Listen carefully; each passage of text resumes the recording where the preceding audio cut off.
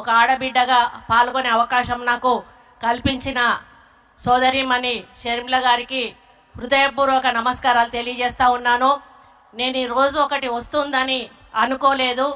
ఎందుకంటే దశాబ్ద కాలం నుంచి కూడా రాజశేఖర రెడ్డి గారు ఒక విధంగా మన మనసుల్లో ఉన్నా కూడా రాజకీయంగా కనుమరుగైపోయారనే విషయాన్ని ఇక్కడ చెప్పాల్సిన అవసరం ఉంది.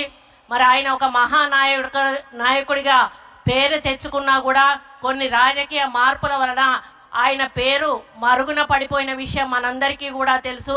కానీ ఈరోజు రాజశేఖర రెడ్డి బిడ్డగా వైఎస్ షర్మిల గారు మళ్ళీ తన తండ్రిని ప్రజల్లోకి మరి తీసుకొచ్చి నానా నేనున్నాను అనేటువంటి ఒక భరోసా కల్పించి రాజశేఖర రెడ్డి గారిని మన ముందుకు తీసుకొచ్చినందుకు మరి వారిని అభినందిస్తూ ఉన్నాను.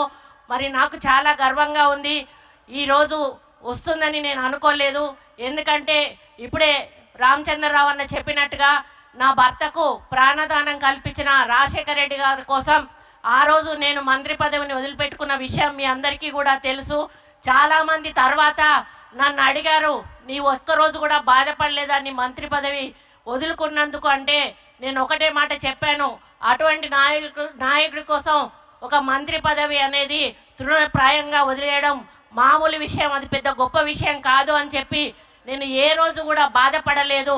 కాబట్టి అటువంటి మహానాయకుడు మన కాంగ్రెస్ పార్టీలో ఉండి మనకు సేవలు అందించి మళ్ళీ వారి కూతురు ఇక్కడ కాంగ్రెస్ పార్టీకి బాధ్యత వహిస్తూ ముందుకు తీసుకెళ్తున్న తరుణంలో పొన్నం ప్రభాకర్ అన్న చెప్పినట్టుగా తప్పకుండా రేవంత్ అన్న మా తెలంగాణ ప్రజలందరం కూడా ఆంధ్రప్రదేశ్లో కాంగ్రెస్ పార్టీ అధికారంలోకి వచ్చే వరకు మీ వెన్నంటి ముందుకు నడిపిస్తామని తెలియజేసుకుంటూ ఈ వేదిక మీద నుంచి మా ముఖ్యమంత్రి గారు రేవంత్ అన్నను ఒక్కటే రిక్వెస్ట్ చేస్తూ ఉన్నాను.